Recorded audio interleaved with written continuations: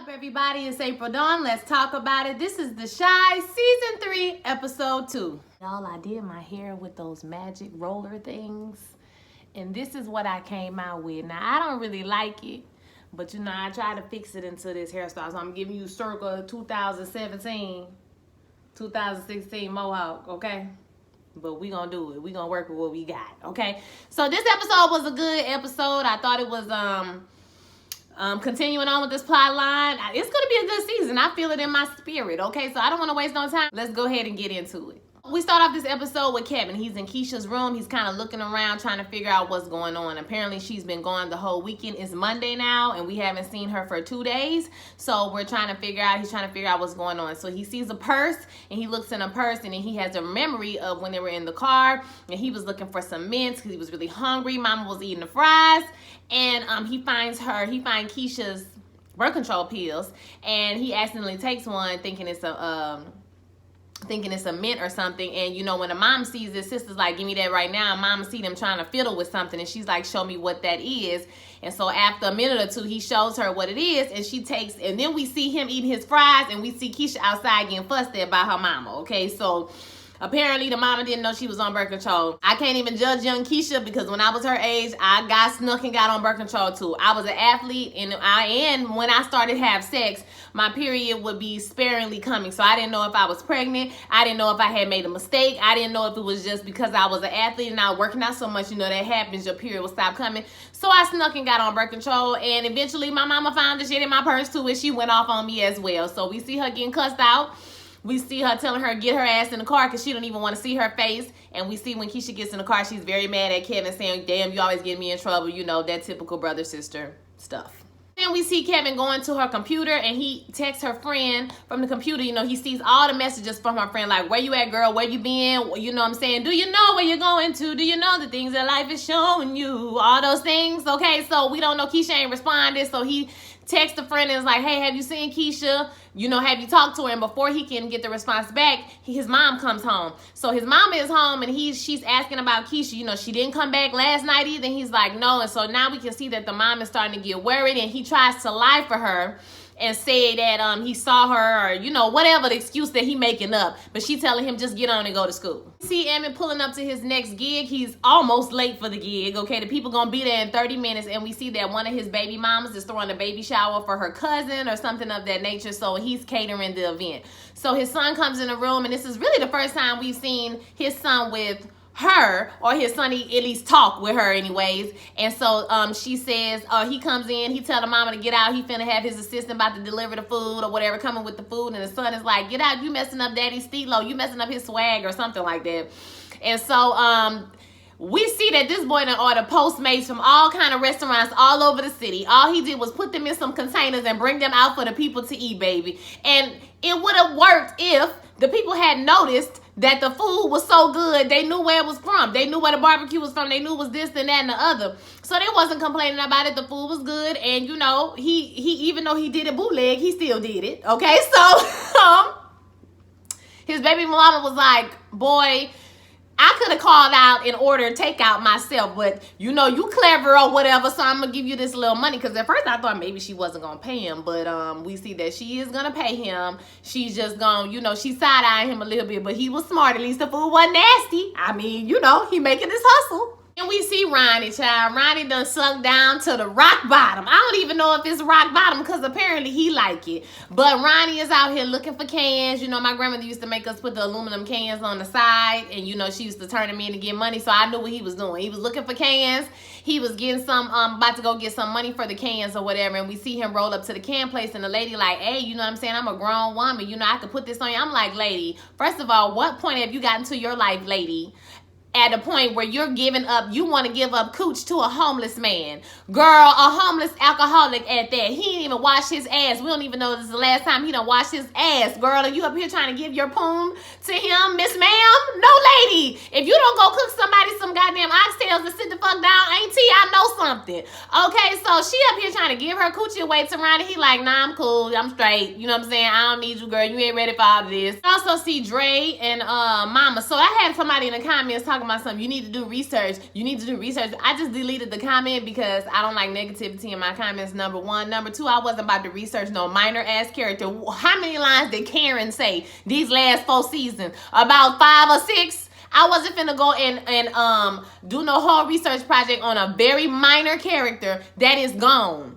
I didn't even know she was gone. That's how minor she was, okay? So apparently Kevin's mom has gotten married, has had a whole relationship during the break. So how long is this break, Lord Jesus? Because apparently she done broke up with Karen, met somebody new, and they married. I don't know how fast all of this has happened. So now that I know this, I can see why Keisha got an attitude, why she don't like her that much, because apparently she just came into their life like 5 minutes ago. So anyway, I like it when y'all come in the comments and give me, and tell me what I said wrong or who is who and what's, different now. I'm just watching the show just like you, okay? So I'm sorry if I didn't go to IMDb and figure out who was the new cast members this season. I didn't do that, all right?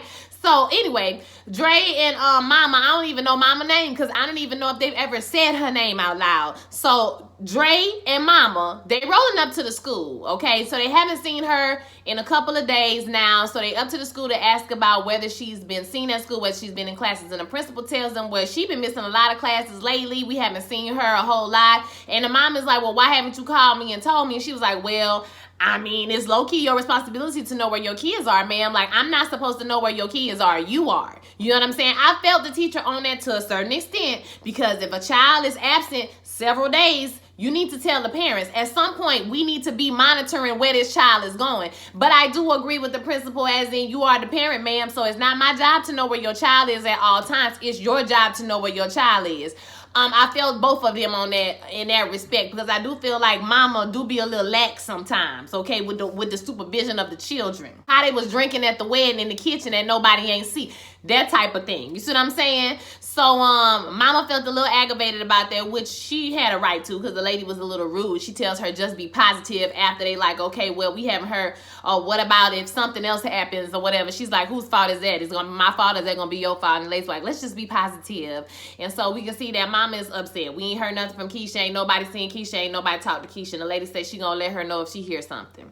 As they're walking out of the building, Kevin sees them from across the street. He kind of like, spying a little bit or noticing that they're there and they left and they're very upset. And so he rolls up after they leave as the kids are getting out of school and he rolls up on her homegirl. Now her homegirl is pissed because she haven't heard from her either. She don't know where she is. He's asking her friend a whole bunch of questions and she giving major attitude, but it's not unusual for the questions that he's asking her, like, do you have her boyfriend number? She like, I don't have that boy number. I'm not that type of girl. What type of party do you think this is?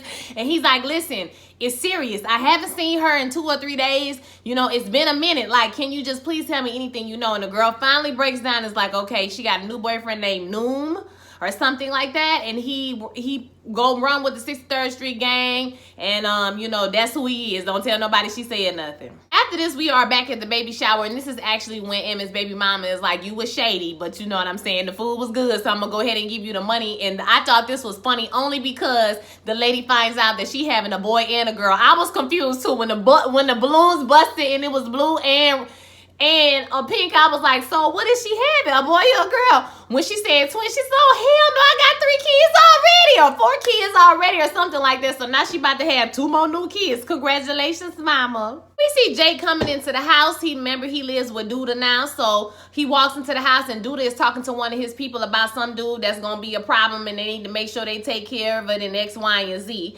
And so Jake walks in with his shoes on and he bounces the ball and it bounces, kind of rolls into the living room. And he like, my bad. He go to pick up the ball and Douda's like, do you want to live here? Do you like living here? He was like, yeah, I like living here. What you mean? And he was like, I don't understand why you don't understand now. You done walked on my hardwood floor 3 times with shoes on and I done told you, like, what is so hard about you to understand or remember? So then he tells him about his brother Tripp. I think his name is Tripp or Tripp.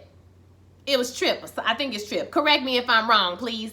So he tells him his brother Tripp is alive. And he's like, well, he's dead. He dead to me. And he's like, well, he wants you to come and live with him. Do you want to go and live with him? He like, nah, I want to stay here with you. Why? I don't know. Why do Jake choose to be scared all the damn time? You were scared of your brother. Okay, and now you're going to be scared of Douda all the damn time. But okay, baby, whatever. So he tells him, yeah, he want to live with him. But this is just an intimidation tactic because Douda immediately says, well, you need to keep your clothes off my fucking door. I was like, oh, Lord, don't holler at him like that. Jake was scared. I was scared. I mean, at this point, he has every reason to be scared. The man is damn scary, okay? You see Tripp and his girlfriend at the hair giving him a haircut. Now, I'm not gonna lie. When I was looking at her, I was like, damn, her body is on point. Like, her arms look strong as a bitch. Like, you know what I'm saying? Like, Tina Turner out this bitch. But I ain't say nothing because she just looked like a muscular ass woman. You know what I'm saying? So I didn't think nothing of it. So she gives him a haircut and he tells her basically, he wants to be there. It's temporary. You know what I'm saying? He cool with setting up camp for a few weeks to kind of get everything together. But as soon as they get Jake, she ready to be out, or he's ready to be out. He don't want to stay there for no long-term time. And she's like, okay, that's fine. She tells him, well, why haven't you gone to go see your brother? And then he tells her it's complicated, and then he gives us the backstory that we have been wanting. This was exposition for those of you who are not familiar with, like, film and how things are, filmed and shot. Is the exposition. He's telling you what has happened up to this point. So his mama and his daddy was together. His daddy worked hard. Apparently he worked for the city, and he cleaned toilets or something like that. And he said that once Cabrini Green became so bad, they told everybody to get out. They took over. They were supposed to build condos. They put them in temporary housing, and they were supposed to be able to move back to these condos, right? They've done a lot of this in New Orleans. They've torn down the projects and built income apartments or income housing, but really it's really nice condos, and they're really expensive, and they might have a certain amount of them put to the side for low income families, but it's not gonna wait. 10 families can live somewhere where 50 or 60 or 100 families was living before, so you're displacing a lot of people. So basically that's what happened. The condos were never built though. Whatever happened, they never got back into the condos, or they never got into a condo. So he said his dad complained about it to the state, and they fired him. Or they didn't eventually fire him, they fired him. And he said after a while, he just saw the light kind of go out of his father's eyes, and one day he left and didn't come back. Now, you don't just leave your family because you can't find a job, sir. You go find a job anywhere you can, but whatever. So he left his family. The mama got depressed. She started hanging out with drug dealers, and she got pregnant with Reggie. Once she got pregnant with Reggie, he said, I was already halfway out the door. I started doing, I started selling and all that type of stuff. So Reggie and Jake more than likely have different daddies. I'm thinking they have different daddies, and I'm kind of leaning towards Douda being Jake's daddy. Like, no tea, no shade. When Douda was out there looking young, out there young man, and his mama don't look like she too far off from, they probably around the same age. And his mama was a nice looking woman. We saw her a couple of weeks ago, or last week. She was a good looking woman. Ain't nothing wrong with her. She ain't look cracked out. Probably back in the day, she was cute. So I'm thinking that may be Jake's son. I mean, that may be Douda's son. That's why he's so like, because what is the point? Other than like, do you want him to inherit your business? Because if you did, it seemed like you would be teaching him things instead of just yelling at him and cussing at him. And you talking about he's very valuable to you, but why though? You know what I'm saying? So I think that's his son. I could be wrong, but I definitely think that's that boy daddy. I don't know. After he tells this whole story, she's like, you need to go see him. He was like, it's hard because I don't know if he remembers me. That's the whole crux of this. He don't know if he remembers him. And he's just nervous about seeing him, And she's like, whatever the case may be, you need to go see your brother, like, and stop playing around. And she's like, you're gonna take me out tonight? And he like, well, what's the occasion? She said, I'm the occasion. Fuck you mean, okay? I was like, yes, girl, yes. So then we see Ronnie hanging out at the bar with the usual suspects, right? Those two guys, and they're asking about him because apparently they haven't seen him in a while. I don't know if he was not drinking. Probably, you know what I'm saying? Not probably drinking somewhere. I don't think he was not drinking. Maybe he just wasn't coming to the bar that much. But they were like, where you live? What you been up to? You in a cult? And he like, I'm not in no cult. But show me where you live. Show me where you live. He like, I'm not showing y'all ass nothing or whatever. And so I guess they talk him into it after a while because that's what happened. At the same time, we see Miss Jada at a wine bar, and she's going on some speed dating. So she sits down to do the speed dating, and she's terrible at speed dating. She's either like telling people they from Asia when they from down the street, or she's like talking about dogs when a man got cats. Girl, he don't want to hear how much you hate cats, sis. Like, she's really bad at speed dating. It goes horribly for her. None of those guys that she was talking to, I could even see her going on a date with. Like she said, they all looked like they was 10 years younger than her. And one guy was turned off when she told him that she was a grandmother. And then one guy, she was telling him or asking him what country in Asia was he from. But he was like, I'm not Asian. She said, oh, okay, well, where are your parents from? And he was like, they're from Lincoln Park. So I was like, girl, this is not the tea. Back to the homies and Ronnie. So they pull up, and they bring him home apparently, and his home is like a Skid Row type of homeless tent camp type situation. They were like, damn nigga, we didn't know you was homeless. Like, you out here a part of the homeless community? He was like, yeah, this is how, you know, this is the first community that's accepted me. You know, I kind of like it. They showed me a little respect out here. And, you know, he was like, I feel like I'm a part of something. Niggas say, you a part of something, all right? You a part of the homeless community, my nigga. Like, huh? As he's walking through, you know, the people are like, hey, Ronnie, you know, it give me such and such. Hey, Ronnie. And he likes that. He feels good that the people, like, respect him a little bit and don't treat him like a bum, which is what he is, basically. You see Tiffany at home about to smoke another blunt. Nah, I don't dislike her character. Her character just touched my nerve a little bit because it don't seem like she want to do no better than what she doing. She is content, like Emmett said, working at the CVS and having this nigga babies. Like, I don't really, we couldn't be friends because she's really basic, okay? Her character is basic, is a basic ass bitch, okay? So anyway, she getting ready to roll a blunt and Jada comes over there and she tells her that, first of all, she bought her food and not Emmett. So we already know that they have formed some type of close relationship. So I don't know if she's talking about EJ. Is that the baby that's already there, or did she have a baby because she ain't pregnant? Okay, so I want to know what happened. So it must have been over a year at least, or it's been a while, because if she was pregnant and had the baby, she just found out she was pregnant at the end of last season. So if she had the baby, like, I'm confused. So, yeah, that whole thing. But anywho, she sits around and tells Tiffany that she hated the speed dating. She was so bad because apparently Tiffany is the one who told her to do it. So Tiffany is like, listen, girl, I'm just going to keep it 100 with you, sis. You need somebody to come over there and knock that thing out, okay? You need somebody to come over there and nail you to the cross. That's what you need somebody to do. You need somebody to come over there and punish you. That's what you need, sis. So I got a card for you, okay? Call this young brother right here. Now, he's a masseuse. All right, he massages things. She's like, I don't need no masseuse, girl. I need a life partner. I don't need no masseuse. She like, girl, listen, right now, you need a masseuse, sister. And don't tell Emmett I told you, don't tell Emmett about this. He come through the door. And the mama leaves, Jada leaves, and, you know, he sits down with her. I'm doing good, right? I got these names together. So he sits down with her, and he eats some of the food that Jada left. And he's like, damn, who made this food? And she was like, some girl named Dominique. I think that was her name, Dominique. And so he was like, what's her number? She's like, damn, you want the bitch number? He was like, no, I might want to hire her to cook for me. And she was like, oh, yeah, that's a good idea. And you be having good ideas. So their relationship is cute. Because they both basic as hell. You know what I'm saying? Like, Emmett and her, she basic. At least Emmett want to do better for himself, though. He a hustler. Tiffany just seemed like, maybe I'm bougie, but me and Tiffany, we couldn't be friends. But their relationship is really cute. Because they started to have sex and the baby started crying, get him a juice box, whatever. It's cute. You know, they love each other, and I think that's cute. We see Tripp down to the bar, and when the person was singing, I said, wait a minute, this ain't the straight club. This the gay club. This the kids club. Okay, so he down to the kids club. I said, wait a minute, now this is a new element. Okay, so the guy comes up to him. He trying to holler him. And basically, Tripp is giving him, no, I'm not gay. You know, I'm not interested. And the guy's like, all right, when y'all be coming out here, I don't like when Trade be coming out here doing all of that. Trade is slang, for those of you who don't know, for like a masculine presenting man, basically.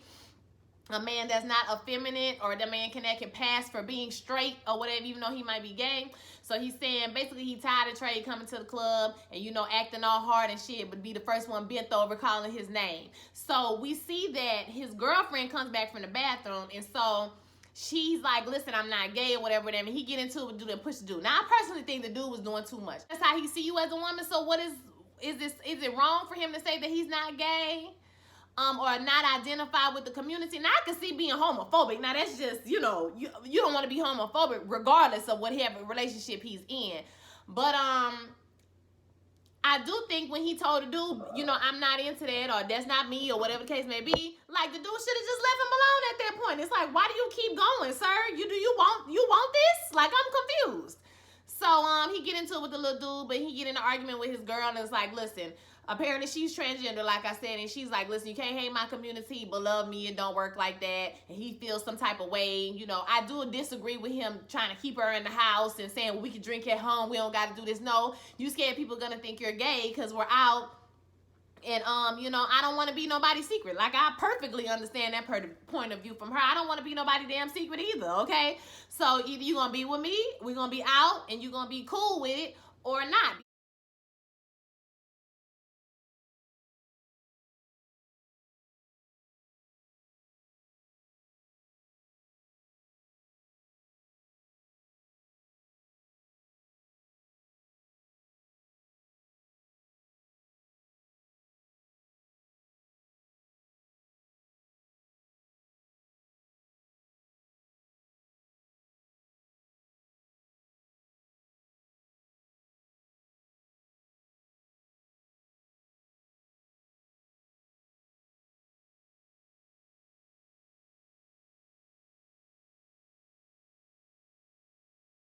to get himself together and come to terms with whatever he needs to come to terms with so they can have a successful and happy relationship. We see Kev's mom and Dre talking to the police, and they start to ask, you know, where she's been. They kind of question them about where she's been at, X, Y, and Z. And he tells them that after prodding, because he tried to lie, and I'm hollering at the TV like, boy, if you don't stop that damn lying, okay, she been gone. We know she ain't out with her homegirls at this point. Something is wrong, and you need to stop lying.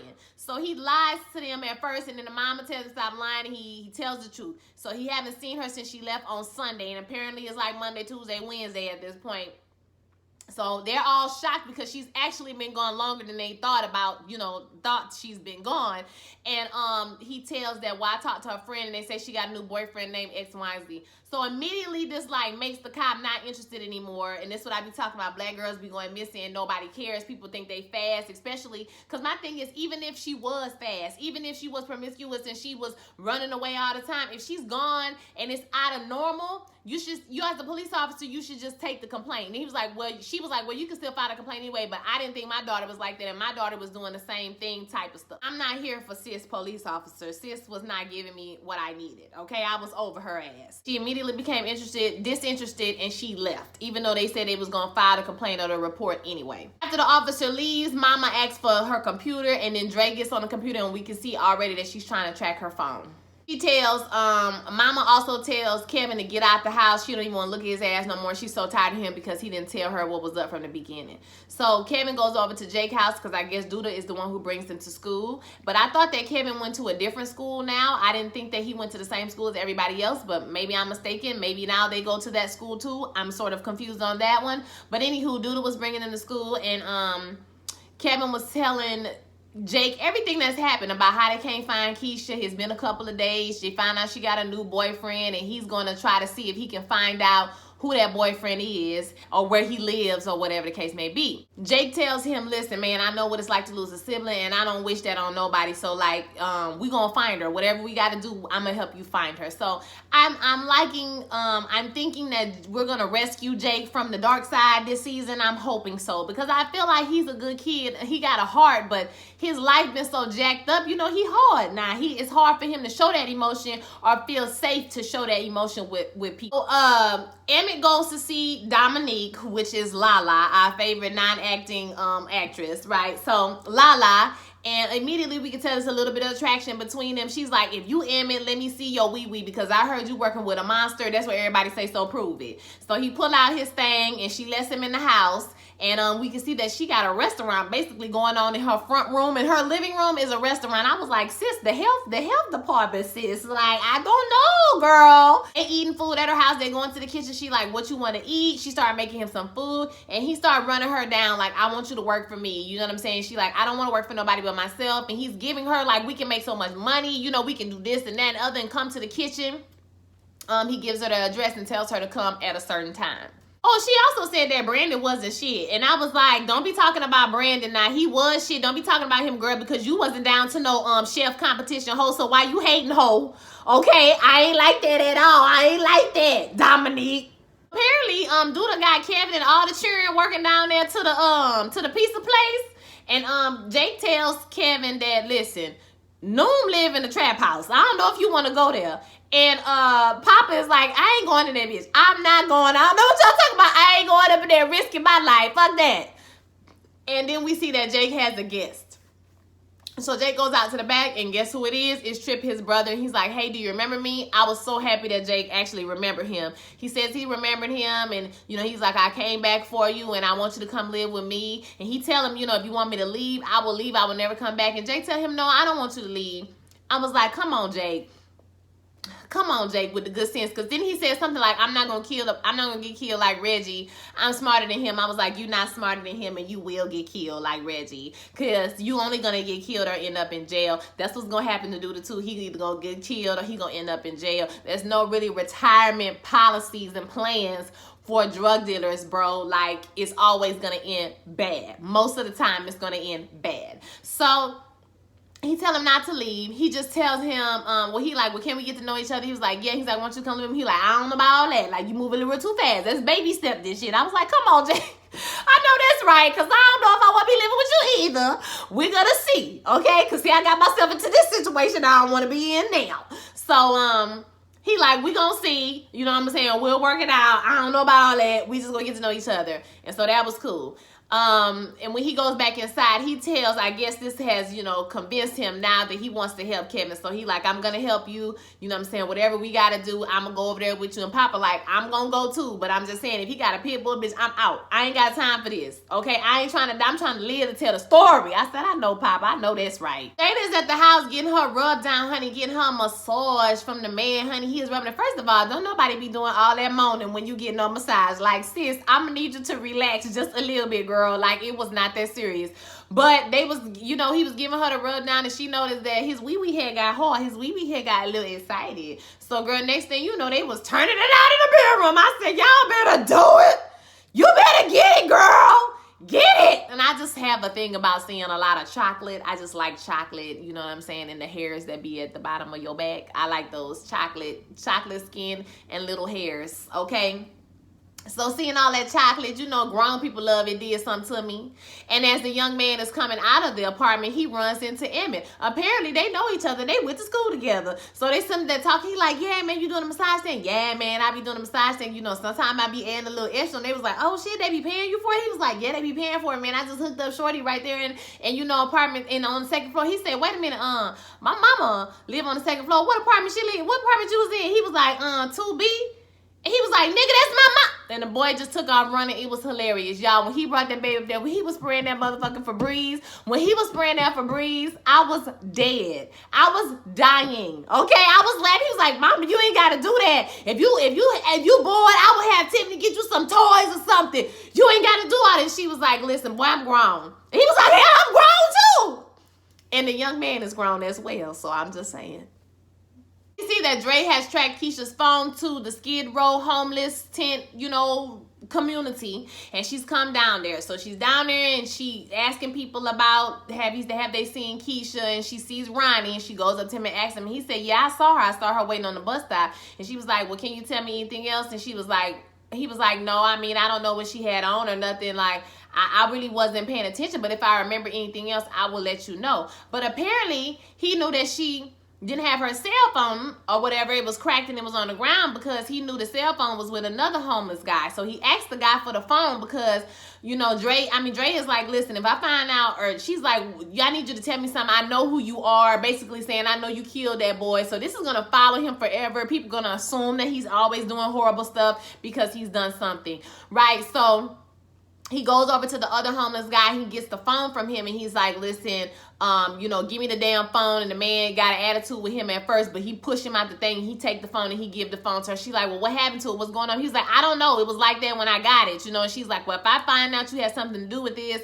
then I'm going to come over here and kill you myself. I don't know if Ronnie had something to do with it. I'm praying and hoping to God that he didn't have nothing to do with that girl being missing, child, please. But I don't think he did. I think he was drunk and he just stumbled his ass away. He saw her and he might have saw the cell phone, but just didn't care enough to say nothing to nobody, which is kind of trifling as well, Ronnie. I'm not gonna lie. I mean, you saw the girl sitting there, then you saw her cell phone. You ain't think it was, you know, worth it to even put the word on the street or nothing like that. I could see you not personally want to say nothing because people always think you doing something, but for you to not even tell nobody, like, I was just like, okay, Ronnie, I'm side-eyeing you, nigga. Dominique meets Emmett at Sonny's. I thought he had a whole new kitchen or something going on, but basically what he wants to do is use Sonny's kitchen overnight. Do Sonny know about this? I want to know, do Sonny know about this, okay?